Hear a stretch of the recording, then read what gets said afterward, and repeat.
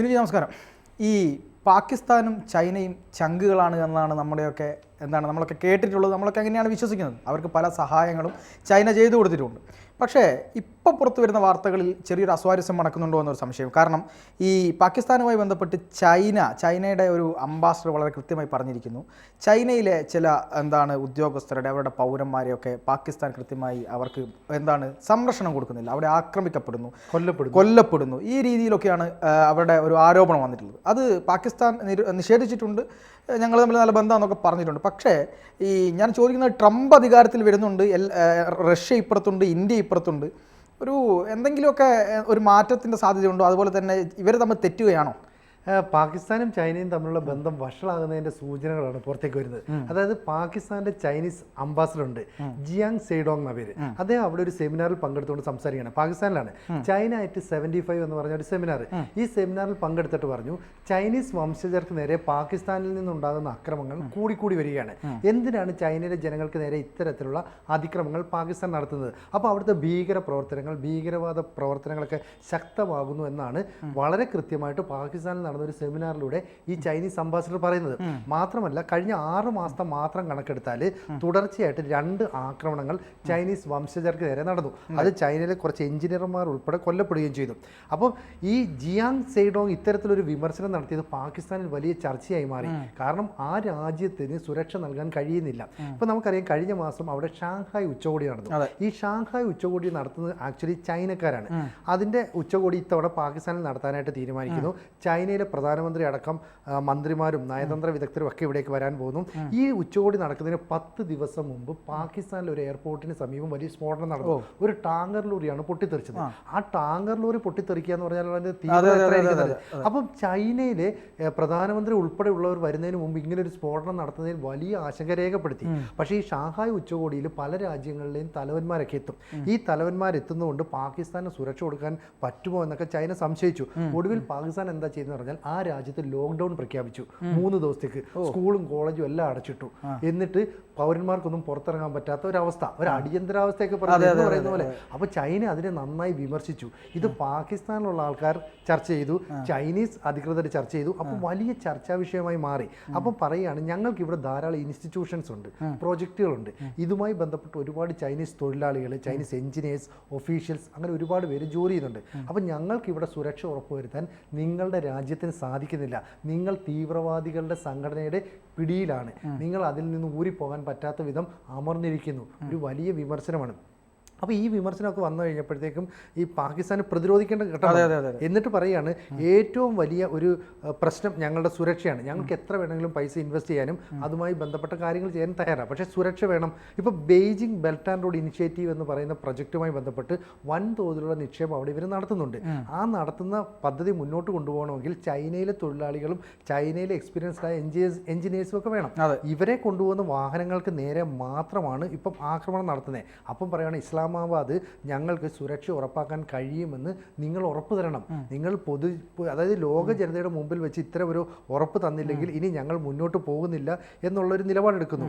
$25 billion China അവിടെ നിക്ഷേപം നടത്തിയത് പല കാര്യങ്ങൾക്കായിട്ട്. അപ്പോൾ അതിൻ്റെ പ്രധാന കാര്യം ഈ മേഖലയുടെ, ദക്ഷിണേന്ത്യൻ മേഖലയുടെ ഒരു വികസനം, ഇതായിരുന്നു പ്രധാന ലക്ഷ്യം. ഒപ്പം അടിസ്ഥാന സൗകര്യങ്ങൾ മെച്ചപ്പെടുത്താം. ഇതിനായിട്ട് ഒരു പതിറ്റാണ്ടായിട്ട് ചൈനയും പാകിസ്ഥാനും തമ്മിൽ നല്ല ബന്ധമാണ്. അതുകൊണ്ടാണ് നമ്മൾ ഈ ചൈനയും പാകിസ്ഥാനൊക്കെ നേരത്തെ പറഞ്ഞത്. അപ്പൊ ഈ ഇത്രയും 10 വർഷമായിട്ട് ഈ ബന്ധം ഉണ്ടാകുമ്പോൾ ഉള്ള പ്രശ്നം, 21 ചൈനീസ് തൊഴിലാളികൾ അവിടെ കൊല്ലപ്പെട്ടു. അപ്പൊ എഞ്ചിനീയർമാർ മാത്രമല്ല, ലേബേഴ്സ് എന്ന് പറയുന്ന വന്ന ആൾക്കാരെ പോലും അവിടെ കൊല്ലുന്നു. അപ്പൊ ഈ കൊല്ലുന്നത് എന്തുകൊണ്ടാണെന്ന് പറഞ്ഞാൽ, ബലൂജ് മേഖലയിലാണ് വലിയ പ്രശ്നം. ഈ ബലൂചിസ്ഥാൻ എന്ന് പറയുന്ന ഒരു മേഖല സ്വന്തമായിട്ടൊരു രാജ്യമാകാനായിട്ട് തീരുമാനിക്കുകയാണ്. ഇതിനു വേണ്ടിയിട്ട് അവർ അവരുടേതായ പരിശ്രമം നടത്തുന്നു, ചാവേർ ആക്രമണങ്ങളൊക്കെ നടത്തുന്നു. അവരുടെ ഉള്ളിൽ തന്നെ പ്രശ്നമുണ്ട്. അവരുടെ ഉള്ളിൽ തന്നെ പാകിസ്ഥാൻ എന്ന് പറയുന്ന രാജ്യത്തിനുള്ളിൽ ഒരു മേഖല പറയുകയാണ്, ഞങ്ങൾക്ക് പുതിയ രാജ്യമാകണം. എന്നിട്ട് ആ മേഖലയിലുള്ള ആൾക്കാർ സ്വയം ചെന്ന് പൊട്ടിത്തെറിക്കുകയൊക്കെ ചെയ്യുകയാണ്. അപ്പോൾ ഈ ബലൂജ് മേഖലയിൽ റോഡ് വികസിപ്പിക്കുന്നുണ്ട്, ബ്രിഡ്ജ് ഉണ്ടാക്കുന്നുണ്ട്, അടിസ്ഥാന സൗകര്യങ്ങളെല്ലാം ഉണ്ടാക്കുന്നുണ്ട്. ഒപ്പം പാകിസ്ഥാന്റെ ഏറ്റവും വലിയ പ്രോജക്റ്റാണ് പാകിസ്ഥാൻ ചൈന എക്കണോമിക് കോറിഡോർ, ഒരു സാമ്പത്തിക ഇടനാഴി.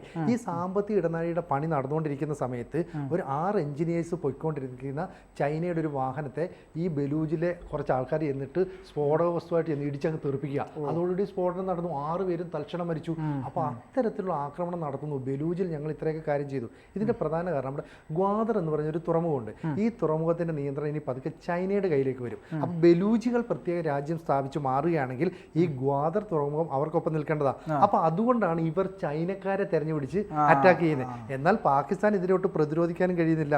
അപ്പോൾ തെക്ക് പടിഞ്ഞാറൻ ബലൂചിസ്ഥാൻ പ്രവിശ്യയിൽ ഞങ്ങൾ എന്തൊക്കെ വികസനം നടത്തിയോ അതിനനുസരിച്ച് തിരിച്ചടി ഞങ്ങൾക്ക് കിട്ടുകയാണെന്ന് ജിയാങ് സെയ്ഡോങ് പറയുകയാണ്. അപ്പം ആ രാജ്യത്ത് നിന്നുകൊണ്ട് ചൈനയുടെ ഒരു അംബാസഡർ ഇത് പറഞ്ഞപ്പോൾ പാകിസ്ഥാന് പ്രതികരിക്കാതിരിക്കാൻ യാതൊരു നിവൃത്തിയില്ല.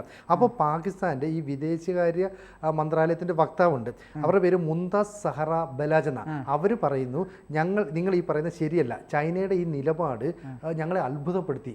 നമ്മളും ചൈനയും തമ്മിൽ, അതായത് പാകിസ്ഥാനും ചൈനയും തമ്മിൽ ഉള്ള പാരമ്പര്യമായി എത്രയോ കാലമായി നിലനിൽക്കുന്ന ഒരു ബന്ധത്തെ തന്നെ ഇല്ലാതാക്കുന്നതാണ്. അപ്പോൾ അന്താരാഷ്ട്ര തലത്തിൽ ഈ ബന്ധങ്ങൾ വിച്ഛേദിക്കുന്ന രീതിയിലുള്ള ഒരു പ്രസ്താവനയാണ് നിങ്ങൾ നടത്തിയത്, ഈ ബലാജ് പറയുകയാണ്. അപ്പോൾ ബലാജിന് അവരെ ന്യായീകരിച്ചേ പറ്റുള്ളൂ. അപ്പോൾ മുംതാസ് ബലാജ് വീണ്ടും പറയുന്നു, നിങ്ങൾ ഈ പറഞ്ഞ തൊട്ട് ശരിയായില്ല, ഞങ്ങൾ എല്ലാ സുരക്ഷയും ചൈനക്കാർക്ക് നൽകുന്നുണ്ട്, മാത്രമല്ല ഇനി നിങ്ങൾക്ക് നേരെ ഒരു അറ്റാക്ക് ഉണ്ടാകാതിരിക്കാൻ ഞങ്ങൾ എന്തൊക്കെ സുരക്ഷ എടുക്കണോ അതെല്ലാം ചെയ്യാമെന്ന് ഇവർ പറയുകയും ചെയ്തു. ഇല്ലെങ്കിൽ ലോകരാജ്യങ്ങളുടെ മുന്നിൽ ഇവർ വല്ലാതെ എന്താണ് നാണങ്ങളും. അതെ അതെ. അപ്പോൾ പാകിസ്ഥാൻ ഒരു ഭീകരവാദ രാജ്യമാണ്, ഭീകരവാദികളുടെ പിടിയിലാണെന്ന് ചൈന ഉറക്കെ പറയുകയാണ്. അപ്പോൾ കാലാകാലങ്ങളായി ഇന്ത്യ UN-ന്റെ അടുത്ത് പറയുന്നത് ഇത് തന്നെയാണ്, നമ്മുടെ കാശ്മീരിനെ അറ്റാക്ക് ചെയ്യുന്നത്. അപ്പോൾ ഈ പാകിസ്ഥാൻ തീവ്രവാദത്തെ വളർത്തുന്നു, അവിടെ വിഘടനവാദികളാണ് ഉള്ളതെന്നുള്ളത് അത് അവർക്ക് തന്നെ വിനയാകുകയാണ്. നമ്മൾ എത്രയോ കാലമായി ഉന്നയിക്കുന്ന കാര്യം ചൈനയും വളരെ ഉച്ചത്തിൽ പറഞ്ഞു. ഇതോടെ പാകിസ്ഥാന് വലിയ നാണക്കേടായി. പക്ഷെ പാകിസ്ഥാനെ തിരിച്ചൊന്നും പറയാൻ പറ്റില്ല. അവർ സാമ്പത്തികമായി തകർന്നു, രാഷ്ട്രീയമായി അസ്ഥിരതയുണ്ട്, അതുപോലെ തന്നെ സൈനിക മേഖലയിൽ ഒരുപാട് പ്രശ്നങ്ങളുണ്ട്.